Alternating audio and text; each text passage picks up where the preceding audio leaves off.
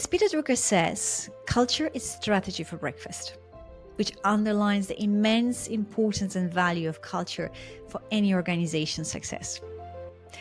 But how do we build these thriving and healthy cultures in our organizations?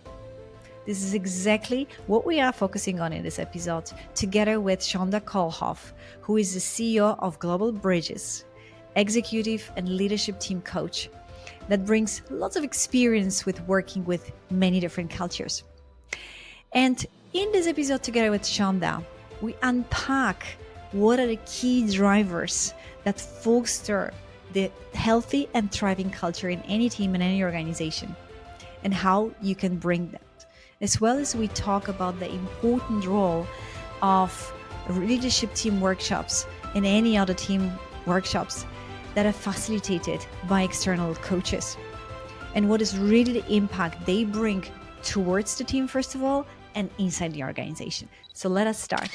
So thank you very much, Shonda, for coming today to this episode. I'm really excited to this discussion. Thank you for having me. I'm thrilled to be here with you. Yay. So Shonda, before we dive into this topic, tell us why this topic is important for you. And, I'm sure that you're going to share a little bit of background there too. Yes, I think, as you know, this is something which is not just a topic that I focus on, but something which is deeply part of who I am. I'm really, really interwoven into.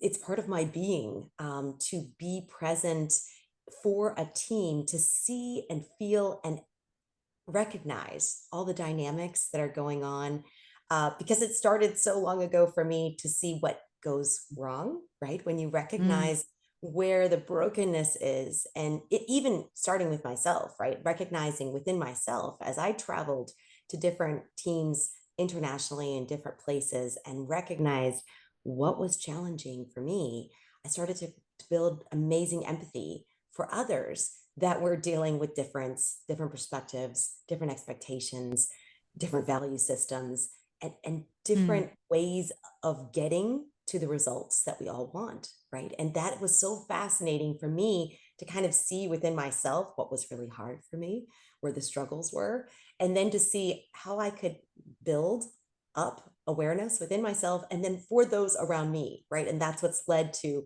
being a coach in this space, or starting with consulting and moving into the coaching space. So I'm really grateful for the journey, but it wasn't always easy as you can imagine. Yeah.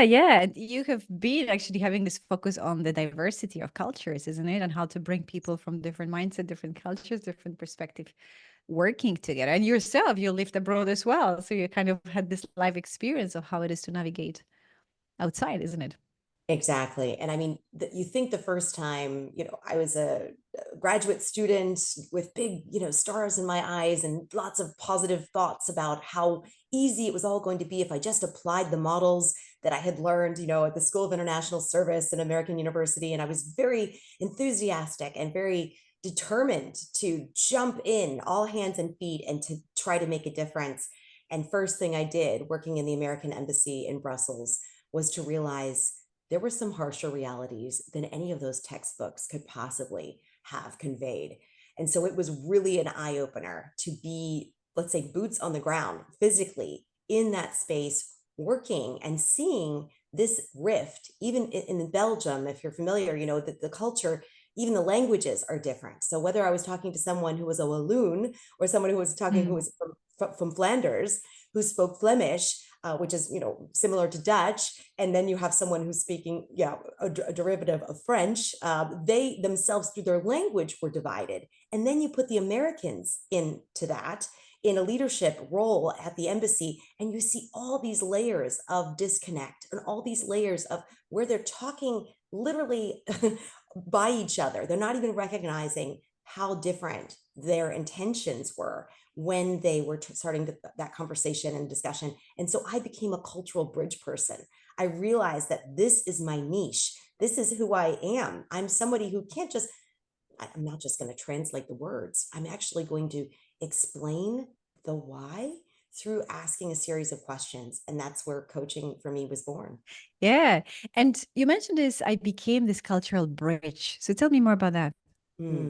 Yes. So I because I had studied French. That was my first study abroad, total immersion, living and working, but really as more of as a teacher, but taking all my classes in a French university.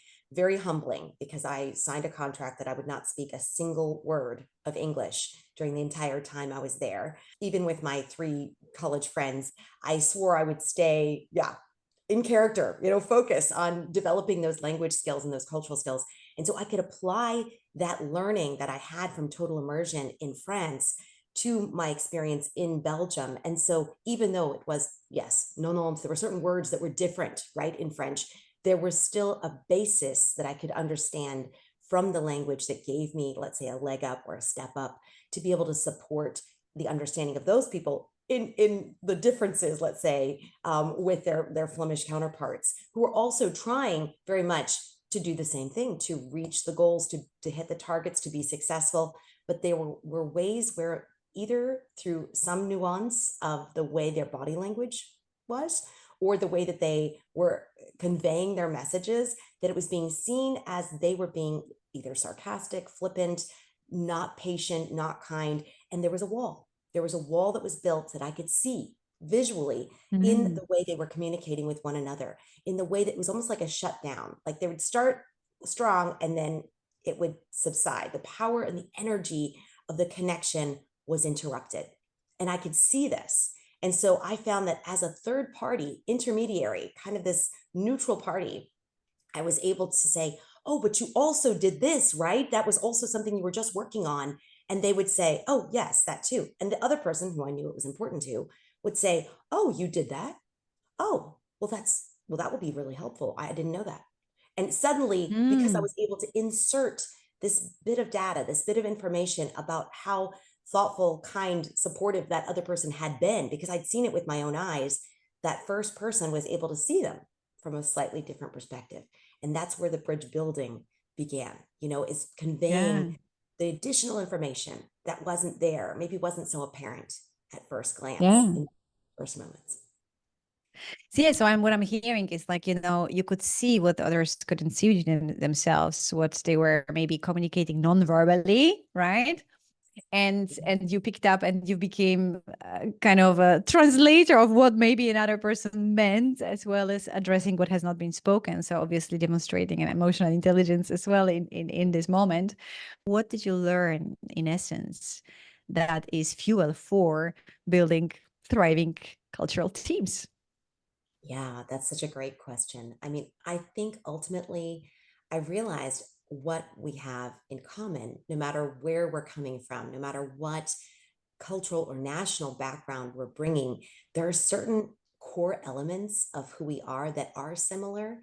And if we can just emphasize the shared aspect, right? Whatever that common ground is between Mm. people, if they can, maybe just if I can shine a light on it so that the other side can see it a little bit more clearly, a little bit more, yeah, vividly, that there is a Mhm. way for us to find that positive space where there can be trust. But at first, it's not always apparent where that is. And so that's what I found is something that I didn't even know would be of benefit.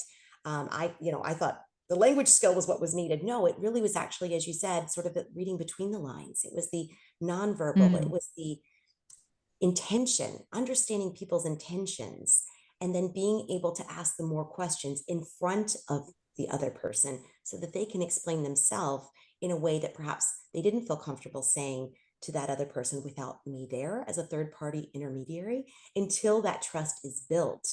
And then Mm. they can grow together, right? Because they've seen that they can do it. They can see that it's possible through whatever interaction was there. But it really is creating more space, more, let's say, I don't know if tolerance is the right word. I want to say just acceptance of somebody's uniqueness, acceptance of Mm. what they Acceptance bring. of differences, right?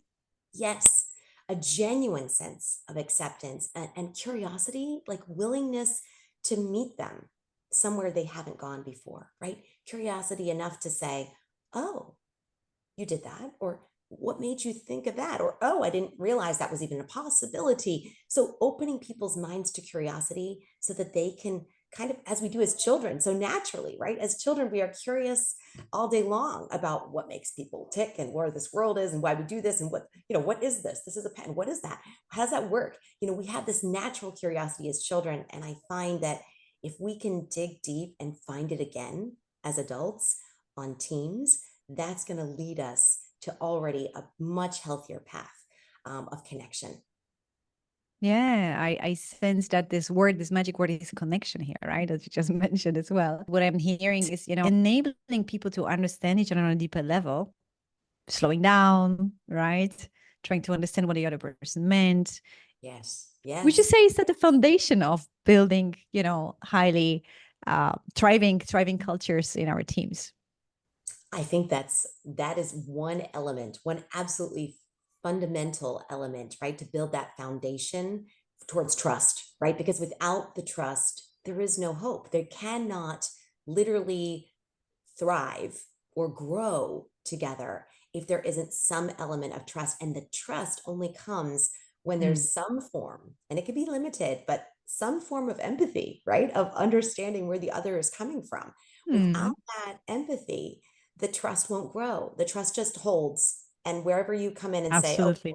this is just my colleague, or this is just my, fellow, VP or whatever, this is just somebody I'm going to give them Yeah. basic respect, but not trust. And that trust is really, Mm. that's the fundamental part that only grows through vulnerability, right? When we actually Mm. show that we're not perfect, that we do have human flaws that are absolutely okay and part of our personality. It can be seen Yeah. as quirky, can be seen as unique, but it can be seen as us. And if we're not willing to show the true us, who we are, the other person will never really trust us. They cannot, they can't, because we're just wearing the hat of VP or director of this or that or Yes. CFO or whatever our title is. That's just a title. But until we Mm. start actually unpacking who we are and what we bring to that title, nobody can really trust us. And so it takes Yes. a little leap of faith, to be yourself, to actually show. Absolutely. And I love that you bring this because, there are so many. I mean, I think awareness is, of course, there. Every leader know we need to build trust, but it's never about information and only awareness, right? It's about how do we foster, how do I, as a leader, foster the environment of trust, foster the environment of psychological safety so people feel safe to open up, to say what they really mean, or express the emotions, those that we don't like to talk about, right? Yes, Usually, and taking the mask off. And it all yes, starts obviously with the fuel of empathy, but it actually all starts with a leader first, isn't it? yes. If the leader Let's can unpack this model one. that, right? If the leader can Yes. model that, can actually stand strong in those shoes to say, it's okay to admit when something isn't perfect, or to say, oh, I care so much about my desk being so neat that I must have inadvertently put that paper somewhere else because I didn't want it to have the appearance of, messiness here Mm. or untidiness. So hold on 1 second, I will find that, and quickly they locate it. But if they didn't say that in that moment, they're not showing their truth self. They're just trying to hide that they don't know where the paper is, right? It's a, kind of cover it up and put on the poker face. But that poker face will not gain any trust from anyone, right? But being real in that moment, showing that, hold on, I just had it a minute ago, I'll find it. Yes, there it is. And then pulling out the paper to show people, I've got it now, right? I'm here now. But being honest, being really honest. And I think, Daga, that's something Mm. I think that's powerful about honesty. And I learned this, studying intercultural management. We have, and this is interesting. I'll be curious to know what you think about this, the idea of a white lie. I learned in Germany, where we met each other living in Munich, that there's no such Mm. thing as a white lie. Talk about honesty, right? So Mm-hmm. I was born in Springfield, Illinois, right in the Midwest of the United States. And there is this concept of white lies, which is meant to protect all people from being hurt, right? You would tell them Mm. that they look fine in that suit, dress, whatever, because you don't want to hurt their feelings, even though you may have a very strong opposite opinion that it does not look very good. on them, right? Yeah, we have But the same in Poland. okay, so you know exactly what I I'm think it's talking very about. international, probably not only one culture. Yes, but Yeah. I was so fascinated that in Germany they said, no, a lie is a lie. It's either you're honest or you're lying. There is no gray area. There is no in between in this. And I thought, what does that tell us about the culture in Germany around harmony versus honesty? Mm. And I learned growing up in the Midwest that harmony is really important, that you save face, that you create an element of safety and trust with people when you don't, when you don't make them look bad, when you don't embarrass them, when you don't call out their fault, call out their mistake, call out their whatever, Yeah. right? That's what I was taught. And then I went face to face with that, relocating to Germany and working and living there for almost 17 years. I had to absolutely revamp and redo and realize that that white lie was not going to work.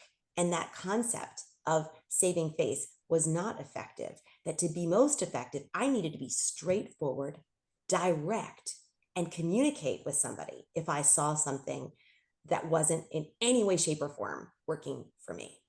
Yeah, and I think it's a good point because you bring then the culture awareness, right? And we go to Japan. I spent 13 years in a Japanese organization, so then we'll talk about building trust in a completely different way, and in Yeah, terms of direct and indirect communication and all relationship building, high yeah, context culture, right? So welcome the opposite to the low context culture in US, right?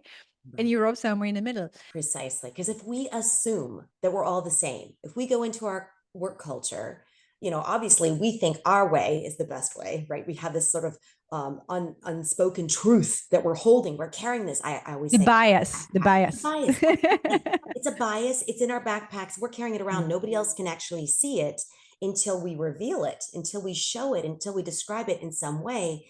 But we're holding ours, and the person next to us is holding hers, and the one next to him, hers has his. We're all holding these, and until we start actually unpacking what it is that we hold as truth, we can't see each other accurately. We can't really understand what's going on for someone, because if we start judging them based on our bias, that's completely unfair. Mm.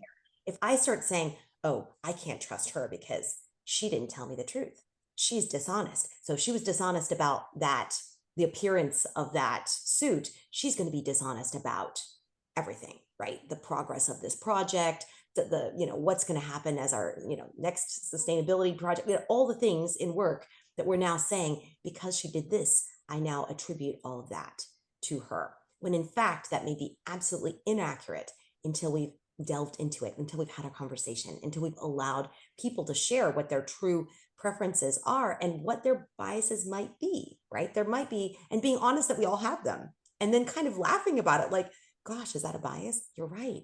I guess that is, right? Being able to see it with a lightness and not a heaviness of curiosity, to be able to Mhm. unpack it, and then to be curious, like, not just my way or the highway, not just if they don't do it my Absolutely. way, they're wrong, but rather, so they do it that way, and that enabled them to sell that really well in that meeting. Wow, that works really Yeah. amazingly.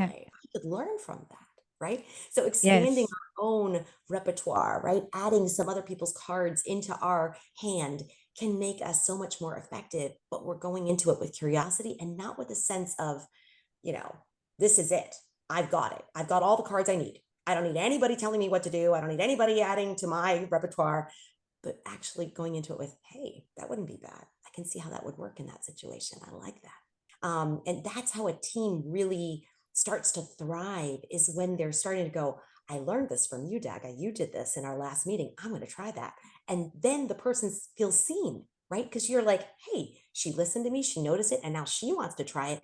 I must be doing something right. And that's really flattering. That means a lot to me, to be appreciated right in that moment. And I think that's the power that we have Yeah. in our teams, no matter how big or small, but to actually notice when people are doing something that we wouldn't typically do, and be like, that's fascinating. How did you do? Mm.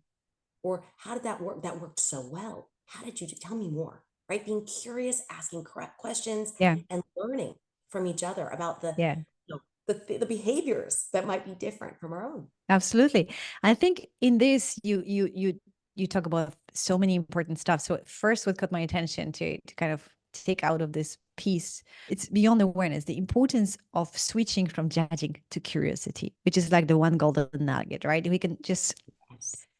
train that muscle, which is Yes. really training that muscle of shifting from judging to curiosity is just a breakthrough for so much in the team, right? Is allowing us to appreciate each other, as you mentioned, to value the differences.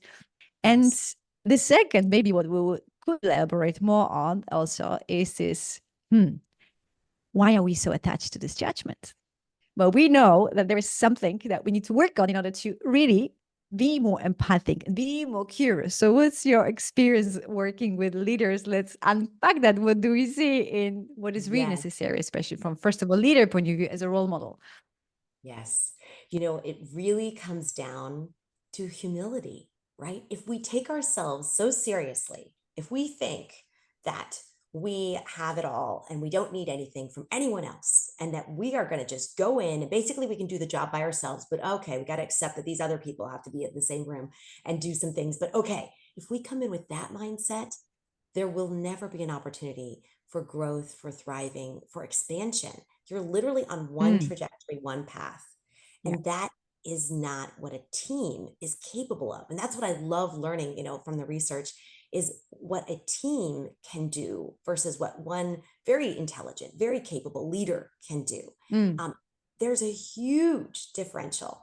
And so if you can be open to that fact that you don't know it all and you can't possibly be all of these things at the same time, if you can lean into what the teammates around you bring as their strengths, that's where we start to leverage the power of team, right? Is recognizing I may be really strong. And, we've used lots of different models like DISC, for example, or other things, Myers-Briggs. You might know your style, but really understanding the opposite style, whatever that is, that they may sometimes frustrate you. They may sometimes even annoy you. But if you can recognize what they bring is valuable and unique and what's needed for the team to thrive, it opens up some space inside of you, which is that curiosity, right? But that space of appreciation.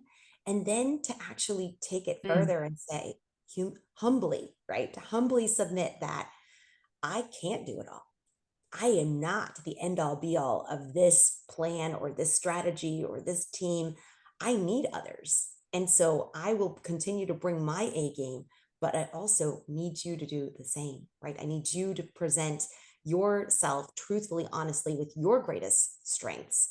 And if we can make space for each other and you can respect that my style may be different than yours, and what I'm bringing in is a different superpower than you bring in, we can actually really get the most out of the team's possibilities and potential, right? That's what it's all about. yes. Yes. And Yes. coming back to the leader and to the humility part, I think that it's very common for many leaders to put this pressure on themselves that we need to know everything. And I've been in that paradigm too. So it's not an intentional choice sometimes that you might have a righteous intention in order to build your trust, in order to build psychological safety. But the struggle lies in the paradigm and all the beliefs that you hold on of how that should look like and what you should be like and how you should act, right? And all the mind sabotage that is happening, like I need to know everything, the one you mentioned. This is basically a very common belief or limiting belief from leaders, which is then obviously blinding the possibility of staying curious and actually putting quite a lot of pressure on themselves, pressure to deliver, pressure to know, because I am now, the highest in the rank here in this organization. So I should already know that. And that's where the vulnerability part comes, right? Because Yeah. that's the switch, that's the evolution, I would say, of leaders, as a transformation from within, I call, that needs to happen as one of the limiting belief from many that we hold on in order to ease that huge pressure that we are putting on ourselves as leaders first, in order to step into this space, as you Yes. mentioned. But I want to just add to that because I think there's something really powerful that you just touched on right there. And this is the power that we have as a leader to actually bring a greater sense of connection and trust if we are willing to set down that should, all those shoulding on ourselves, like all those expectations and Mm. judgments that we're placing on ourselves. Let's stop doing that. Let's put that time out. Let's put it on pause so that we can actually let our direct reports see how real we are, how human we are, and how imperfect we are, so that they don't feel like they have to pretend to be perfect, right? It's a Oh, terrible yeah. thing when it's contagious. Yes. If the leader is Yes. perfect, then we all think we have Yes. to be perfect. Nobody can show any The, mistake, weakness, or anything human, God oh, forbid. yeah. And so Yes. we are actually we're smiting, we're cutting our nose off to spite our face if we don't show that we are human, because we, by allowing space, and reality shows us we are human. It's just up to us whether we share it with others, right, openly, and in a way that is comfortable, that they can go, see, he or she, they're real people. They are just like me. And if it's okay for them to be real, then it's okay for me to be real as well. And then that gives Yeah. permission, psychological safety, again, down for those that report up to them, and that are shoulder to shoulder in this competitive world. That's the biggest gift that I know that we fail to give our direct reports and ourselves, right? In a work competitive setting, we think that we have to put on this image of perfection, when truthfully, it'd be so much more powerful to show progress over perfection. Just to say, I used to really think this was hard. Now it's just kind of hard. I'm getting there, right? Giving demonstration points where you are learning in some way something about the job, about Absolutely. your own styles, right? And saying that, actually verbalizing it in front of others so that Yes. you can be inspired to do the same. Yeah, absolutely. Because it's a great point you mentioned, because it's this different, let me say, biases Mhm. with mind connected with mind saboteurs, right? That are keeping us in thinking how we should behave and disconnecting us and making it not an impact that we want. Like the example of, being too much perfectionist will trigger the same reaction of others. So forget about any safe space and mistakes, and celebrations and embracing failures with a growth mindset. It would just not happen, right? The same Right. is when you have a tendency to micromanage and control, and or be just, the achiever number one, and focus on achieving, and the team will not be with you. Those are typical pitfalls and connected with our mind saboteurs. I can say that it just doesn't happen like a magic. It Mm. is the journey of the leader, because between the knowing and being, that's the gap. That's the Yes. journey of a leader, of, again, I call it transform from within, right? But of really rewiring. Yes. First of all, seeing even what's the narratives that you're buying into, Right. and rewiring, shifting, questioning with curiosity, as you mentioned, right? Those different biases, limiting beliefs, assumptions, perceptions that we're making that do not serve us. And it is a journey, because sometimes we also need to heal something from very past. We have made, been maybe also hurt in some way. So all those mechanisms of protection are holding us back. So it's easier to say, I know what I need to be more of, than, okay, how I really do it, right? And that's where, well, leadership and transformational coaching come into place, because this is a Yeah, journey. yeah, no, exactly. And but that judgment is sort of our default mechanism, right? And as you said, the rewiring Mm. is needed in order to shift that. But in order for us to rewire, we have to believe there actually is another way possible, right? And so that's Oh, the great point. question. That's the Yes. question that we need to be asking often, and out Yeah. loud, right? Not just in our own heads, but out loud. Is there another way to see this? Is there something I'm Yeah. missing here? Say it out loud. If we can say Yes. that in front of our colleagues, in front of our bosses, in front of whoever we're with honest curiosity and genuine wishing to follow along and grow, people go, oh, well, if he or she is okay with asking that out loud, maybe I should be. Maybe there is another way to Yeah. see, right? Maybe Yeah. there really is another way to solve this problem, or another way that I haven't thought of yet, but we as a team can. And Yeah. that's also inspiring for a lot of people, is just asking, hearing a Absolutely. leader say, is there Yeah. another way to look at this? Is there something we're missing Yes. here? Right? Yeah.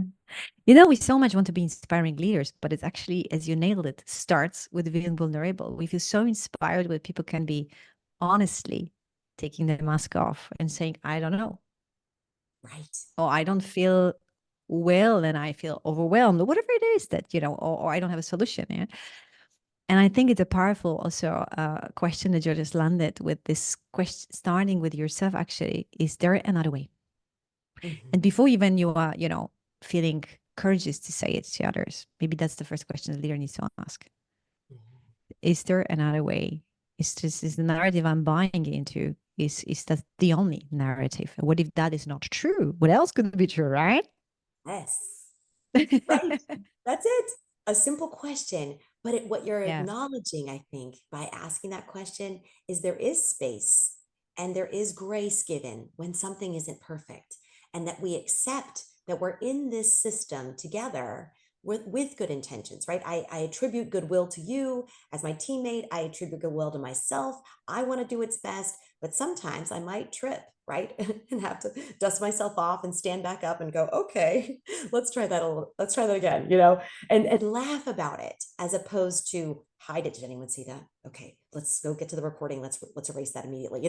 Try to get rid of it Yeah. as opposed Yeah. to live with it and go, you know what? I just tripped over that whatever, that step right there. Can you believe that? That was something. Wow, okay. I'm gonna put my glasses on now, or whatever, making a joke, making Yes. some light around what happens that isn't perfect in our lives. That makes people feel alive. Makes people feel good to be around you. When you walk Yes. around in perfection, everything is exact and right, and you're like a robot. And I think this is what we need to be reminded of right now more than ever, is that we are human, and that is beautiful. Let's celebrate what humanity brings, which is with space to grow, to trip, to fall at times, but also to get back up and to climb and to learn the next possibilities that we haven't even dreamed of, like flying, right? So being open to that space and grace Yeah. concept all around us in our team, but also starting, as you said, with ourselves. If we can attribute it to ourselves, other people pick up on it, and we know that, yeah, they're probably living Energy. with At the and end, it's all yeah, energy, isn't it? So basically, if we are putting in one of the other episodes, there was a great statistic, and I need to remind myself about statistic, but the whole point was that a one person that is positive can do, or lift it up, can do so much more impact, positive impact. And, the multitude of people that we can lift the energy with and, bring more humor, as you mentioned, right? It's enormous. And I will come back to this, maybe reflecting also on my journey with my clients, but it's if it's easy for you to bring the humor and just shift it is fantastic. But so many great leaders and of course having great visions, great goals, great aspirations, ambitions, they struggle actually exactly with this. And I've been exactly there too, because this is where again you need to peel off some layers, peel off some masks, peel off some protection walls you constructed around yourself so that you can laugh about yourself, so that you can like the mistakes you make or silly things you make, and so that you can call from the space of, okay, I'm guilty, I'm ashamed, I don't like myself, whatever, and I have to protect, towards, okay, ease and flow, right? I mean, it's just a mistake, it's just tripping, it's just, let's move on, right? We don't need to yes. make a big color and put a mask. So that's what I'm noticing also. And I don't know what's your observations, but that's okay, very much connected also with my personal experiences. But And I think I never thought of myself as a very humorous person, but I think when I'm around people who are humorous, it's like it jives. It's like it just bounces off me, and suddenly I'm getting funny thoughts too. And so I think we can be inspired by others, but it starts with one, right? Someone has to get the ball rolling. Someone yes, has to start it. exactly. There's enough room for all of us to laugh. There's enough space for us to even when things are really bad. I was working with a team just last week, actually, and we just had one issue after another with Zoom. We had one of these owls, which has, it's supposed to connect the laptop to the speaker system, and it had worked fine all the previous meetings, but at this meeting, it was unbelievable. It just got stuck on one person. It wouldn't move around the room and pan. It was a technological disaster, right? Now, at first, we were all very like, oh, this is stressful. What is wrong with the owl? Why is this happening? And then finally, one person, the leader, the highest, ranking person, let's say leader in the room, started to smirk a little, like a tiny smile. And I just busted out laughing. I was like, I said, this is fantastic. I don't think the owl And wants love to is play. contagious, isn't it? So Right? everybody kind of probably join in. Yes. Yeah. Yeah. Yes. So again, And I going think, back, it's actually the leader that can create that space and bulk. And I think yes. one point when you're sharing came also to build on that is that actually in that space we are going to create much better results, because sometimes we are afraid of bringing that lighter dynamic into our teams and being more human, as you say, and Absolutely. being maybe more funny at sometimes if that aligns with our personality, because also we're not going to be inauthentic if that's not our cup of tea. However, that actually ignites much more creativity, right? Truly motivated, right? Because you feel like it's safe to say something that's unexpected, or it's safe to laugh out loud. If the leader can smile a little bit in that stressful moment, then there's room, right? And it's really focusing on that space and grace, like for when things aren't perfect, that lets us feel like we can take some chances, some good chances, right? To try something new, to think Mhm. outside the box, to be more innovative, to be more creative. And so that's really the key, is just show that there's that space, right? Highlighting that even through a small Yeah. act of smiling, right? A smile or a laugh. It's not like you have to be a stand-up comedian, doing Yeah. jokes right and left, because sometimes jokes Yeah. also Sure. culturally can land wrongly. So, but just being open to smiling, as opposed to scowling or feeling frustrated, because I think it's contagious, right? If one person is frustrated, the next one, before you know it, everyone in the room is scowling and frustrated and at their lowest energetic level. And all it takes is one person to point out, is there another way to look at this? Yeah. Yeah. And you know what? That brings me back to what you said before, because bringing back again the cultural context, I think that this is also even Yes. smiling will be so differently interpreted in different cultural contexts. So you So might want, as a leader, to, if you sense that something is not working or something is weird here, to have a conversation about it, how people perceive different mm, responses to a situation ABC, because it's yes, worth exploring, coming back to curiosity and exploration, right? Exploring with yes. curiosity. A Japanese person will look at it differently, and maybe even German person will look at it differently than American. Mhm. There can be a lot of assumption made when people are smiling when things are not working. It could be used as unprofessional.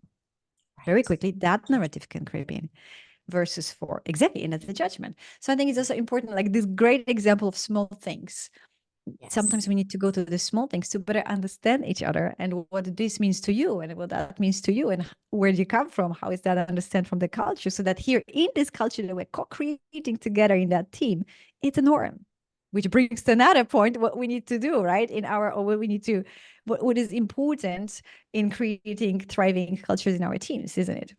Is also Yes. creating, shaping this common language of operation and common norms, common way of engagement as well, isn't it?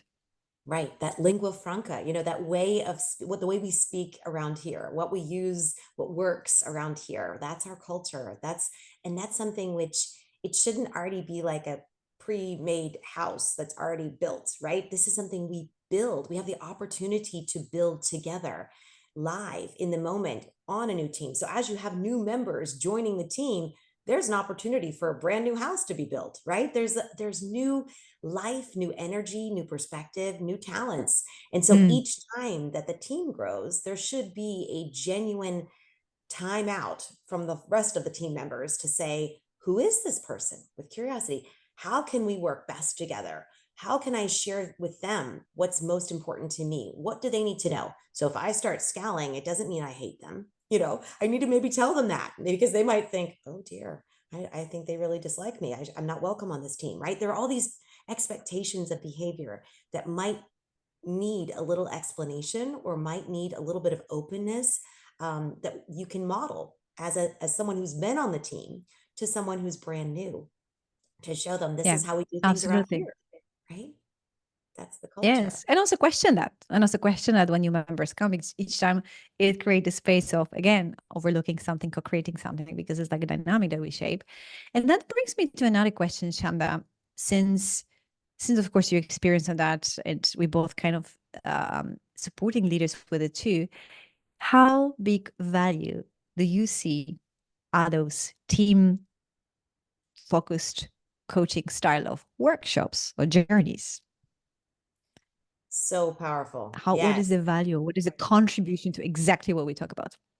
Yes. I think there's something that they enable for people that a team alone cannot do. It's something having a third party, let's say neutral party, who's just asking with very open curiosity. So I noticed there was a shift in the energy just now. Can someone explain what's going on here? Right? Being able to ask those questions as an outsider. Mm, The new person may not dare yet to ask those questions, right? He or she feels like they have so many questions, they don't know where to start. But having mm, that neutral mediator, facilitator, in this case, that's part of the one of the certifications I'm going through right now with ICF, with the International Coaching Federation, is team coaching. And part of that mm, skill is to ask, to observe, to notice what you're noticing that most people have been yeah, accepting as just part of their team. That's how we are. Those are the dynamics on my team.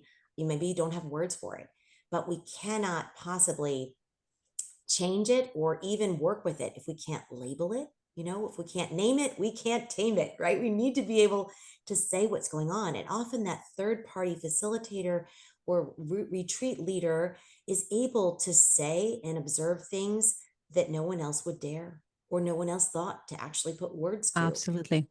That can open up so much discovery and growth for a team. Yes, it's interesting because when you are in this room, and I'm sure you have experienced exactly the same with collective Mhm.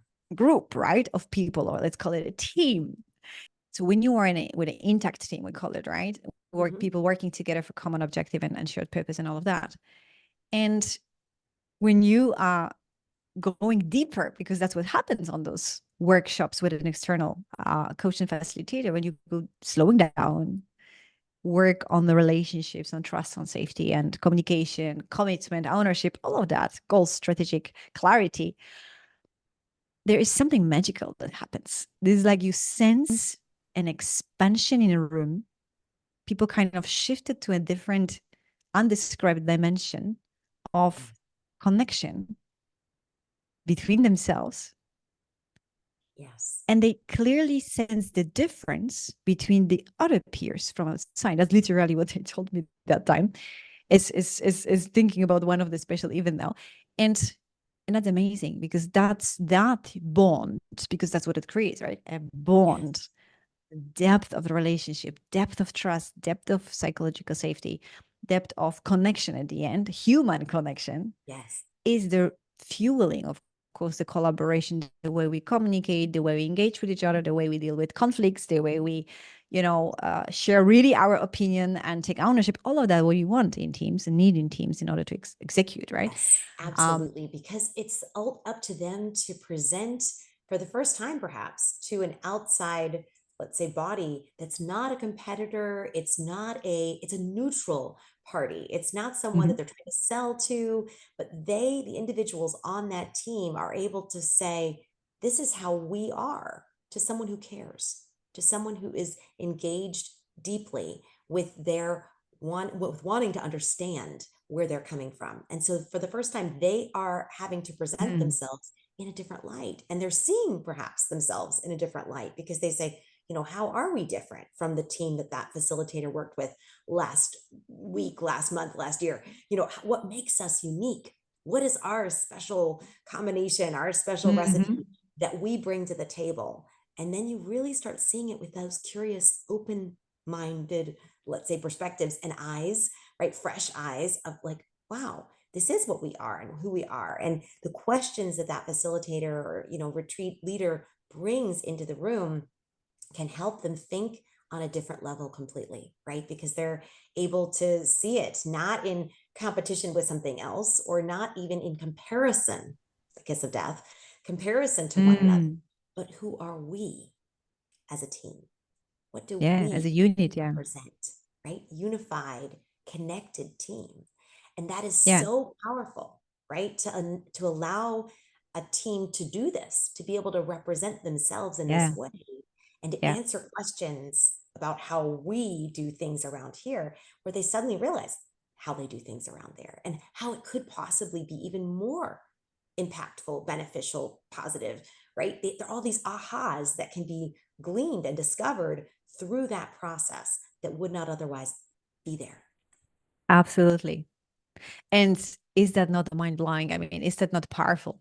Right? Yes. It is. Because when we know that we can come to the office and don't need to have a mask on Mm, or put white lies you mentioned before, right? And can engage as human beings as and also put more understanding and maybe even say I'm sorry or even understand why the person is behaving this way or what is this person biggest obstacle in business or in life, because that's where yeah, we talk about, right? We expand yeah, this level of trust and understanding beyond just a workplace.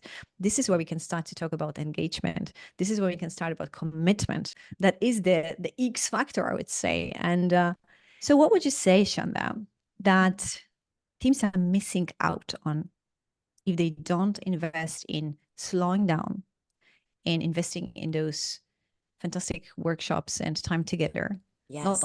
If they miss out on taking the time to invest in themselves as a team by doing that retreat, that leadership connection point, they are literally blocking the ability to grow together, right? Just you imagine a tree like the one behind you I see on the screen, that it has this opportunity to grow Mm. up if you give it light and you give it space and you give it, yeah, the water it needs, right? But if you block it, if you stunt its growth, it will never be able to break through. And so by having a team leadership opportunity with a third party facilitator, you're actually allowing that team to grow in ways it hasn't even imagined yet. It hasn't even thought it possible Mm. to grow that grand, Yeah. to make that leap. And so you literally are, it's kind of a sad thing because I think what teams can do is so phenomenal and so Yeah. impressive when they have trust, when they have commitment, when they have ways of being honest in a way that is vulnerable. They can do beyond, they can accomplish more and feel good about how they're spending their time together, our precious time in life. We talk about healthy, we all want to be healthy, but if we're not contributing to our health by being around people that we feel we can truly be ourselves around, that we can smile with, that we can let our guard down with, to stumble and admit it, right, from time to time, if we can't show that we are who we are, then we're not taking care of our health. That's very important. That's critical for us to feel Yeah. heard and seen on a daily basis with the people we work hours and hours of our day with, right? If we are around people who don't see us and who are always in a state of competition or a state of fear because they're comparing themselves to what Oh we yeah. did, they did, they're in a low Mm. energy, non-connected, uninspired state, right? And so that's what I Yes. see as what's being cut off when you don't allow your team to explore together through a third party facilitator, to allow that team to really have those ahas and grow and reflect on it, keep bringing it back, what they remembered on that one amazing day that they learned about each other and themselves. Yeah. Yes. And it brings me back to memories on how much, to the point you mentioned before, how many teams are in this paradigm of blaming and judging, which is low state of energy, of course, and low state of consciousness, and it's victimhood, right? Waiting and playing games and politics, how much time, efforts, energy potential is wasted, exactly that. And I truly believe if, leaders and teams were really putting the time and efforts, financial investments, all of that in, consciously creating the journey as a team, because it's a journey. As a team, we want to Yes. grow, right, to high performing teams. So it's a journey. It's not going to happen overnight. And I think that two things also like cross my mind is one, love the metaphor of a tree. And this is probably Mm, the moment where teams start to think about investing in and reaching out is where there is really a problem, right? So there is something in the roots usually which they're mm, not aware of.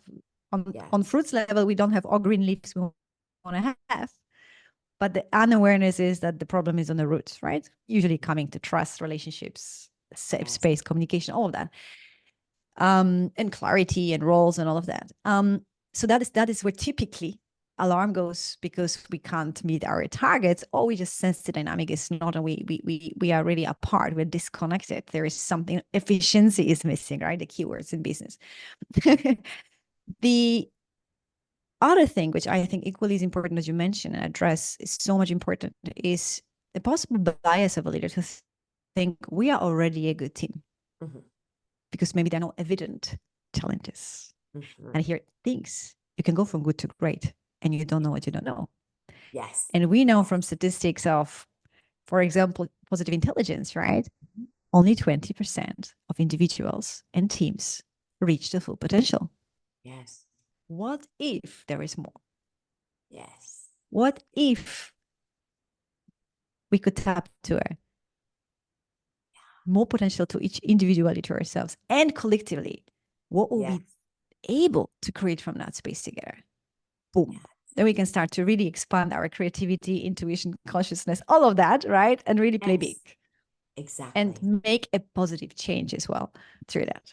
And it takes courage, right? We need to be courageous enough to try something new, to expand with curiosity. It starts with a little bit of courage. It doesn't take a lot of courage, but a little courage, and one step forward into uncharted territory, into the unknown, to believe that it won't let us fall. We have to believe in the system. We have to believe that that tree will grow if we give it light and food and water, that root system can heal no matter what might be growing there that isn't healthy. We can heal it, right? Believing in the ability to heal and grow, that's key. And it takes just a little bit of courage with that combination of belief, and great, amazing development can take place. Yes. And even nurturing with the water, like, the tree or any plant needs water, is also like these events are also nurturing, even if there is nothing to heal, it's nurturing. And the leaves can be so perfect metaphor.